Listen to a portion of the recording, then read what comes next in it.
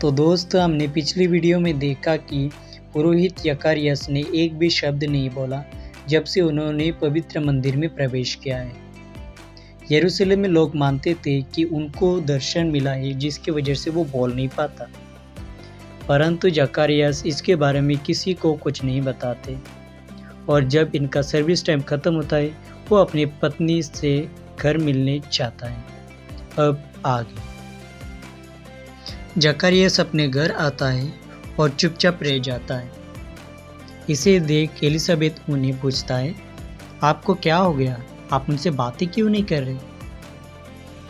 फिर जकारियास एक स्लेट निकालता है और उसमें कुछ लिख के अपने पत्नी एलिजाबेथ को देता है और उसमें लिखा होता है, जब मैं प्रार्थना कर रहा था मंदिर में मुझे एक स्वर्गदूत ने आके बताया कि मेरा एक बेटा होगा जिसका नाम होगा जो, और वो मुक्तिदाता के लिए मार्ग प्रदर्शन करेगा लोगों को।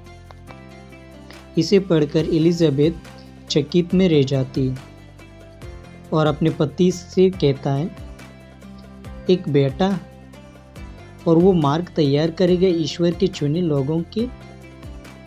परंतु आप मुझे लिख के क्यों देते हो? आप बोलते क्यों नहीं?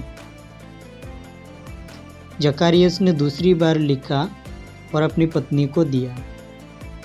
जकारियास ने लिखा था, ईश्वर मुझे क्षमा कीजिए, मैंने दूत की बातों पर विश्वास नहीं किया।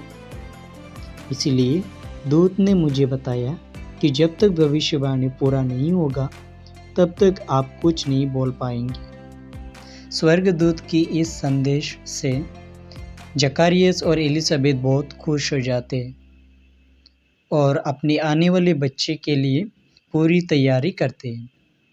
इसी बीच हम देखते हैं कि स्वर्गदूत गब्रियल मरियम से मिलने आती है जो कि एलिजाबेथ की कसीन होती है। स्वर्गदूत गब्रियल मरियम से कहती है, डरिए मत मरियम, ईश्वर ने अपने बेटे के लिए आपको माँ स्वरूप चुना है। आप उनका नाम यीशु रखेंगे। वो एक महान राजा बनेगा और उनका राज्य का अंत नहीं है। फिर मरियम उन्हें जवाब देती है, देखिए मैं प्रभु की दासी हूँ, आपका कथन मुझ में पूरा हो। माँ मरियम इसके बारे में किसी को कुछ नहीं बताती और कुछ दिनों के बाद यूसुफ से मिलने जाती है जिनके साथ उनकी मंगनी हुई थी, और वो यूसुफ से बोलती है, मैं अपने कसीन एलिजाबेथ से मिलने जाना चाहती हूँ। इन पर यूसुफ कहता है, कहाँ? जुड़ा में? मैं पसंद नहीं करूँगा कि तुम अकेले चली जाओ। काश हमारे एंगेजमेंट पीरियड ख़त्म होते या शादी होते तो मैं खुद आपको वहाँ ले जाता। मरियम अकेले जाने के लिए तैयार होती है और नाज़रेत को छोड़ वो जुड़ा पे चली जाती है कसीन एलिजाबेथ की मदद करने। मरियम अकेले जुड़ा जाती है और एलिजाबेथ के घर पहुँच जाती है, और जैसे ही एलिजाबेथ को पता चलता है कि मरियम आई है उनको देखने के लिए, वो खुशी से मरियम के स्वागत करती है और माँ मरियम अपनी आत्मा में ईश्वर के गुणगान करने लगती है। तो दोस्तों ये थी एक छोटी सी कहानी मदर मेरी और एलिजाबेथ की। इस पूरी कहानी को हम 2 वर्ड्स में कंप्राइज कर सकते हैं।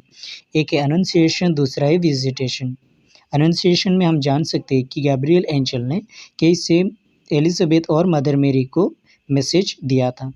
दूसरी विजिटेशन, इसमें हम जान सकते हैं कि मदर मेरी इतनी जल्दबाजी क्यों थी एलिजाबेथ को विजिट करने के लिए।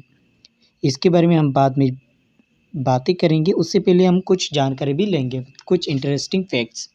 जैसे कि पहले आप लोगों को पता है कि जकारिया क्यों बातें नहीं कर पा रहा था, लेकिन आज हम दूसरी और तीसरी बातें क्यों डिस्कस करेंगे। दूसरी बात ये है कि मदर मेरी क्यों विजिट करना चाहती जल्दबाजी में।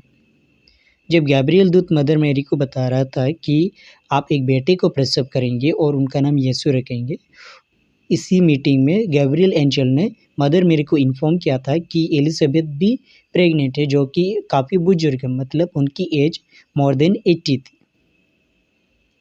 और इस हालत में उनके लिए एक मदद की ज़रूरत थी।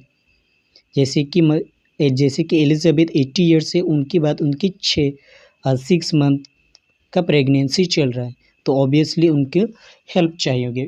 इसीलिए मदर मेरी ने जल्द से उन्हें हेल्प करने के लिए चाहे थे।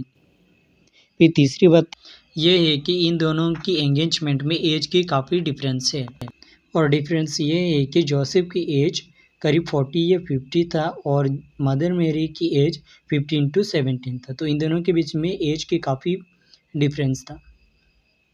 फिर दूसरी बात ये है कि जोसेफ जुडा में मैरी को अकेले जाने इसलिए नहीं देता क्योंकि वो सेफ्टी जगह नहीं था, और एंगेजमेंट के बाद शादी से पहले एक साथ नहीं रह सकते या एक साथ नहीं घूम सकते।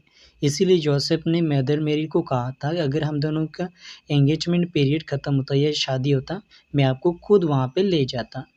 लेकिन शादी करने के बाद ये खुद उन्हें वहाँ पे लेके गया था, मतलब कहीं भी हो वो उनके साथ ही हर वक्त रहा था। और इन दोनों की एंगेजमेंट के बाद ये दोनों एक साथ नहीं रह पाए। इन दोनों के बीच में कोई रिलेशनशिप ऐसा नहीं था फिज़िकली जैसे हम नॉर्मल इंसान बनाते हैं। तो ये थी एक छोटी सी इन्फॉर्मेशन और इंटरेस्टिंग फैक्ट्स इस स्टोरी के बारे में। अगर आपको अच्छा लगा तो वीडियो लाइक करो, और भी वीडियो पाने के लिए प्लीज़ सब्सक्राइब करो नोटिफिकेशन के साथ।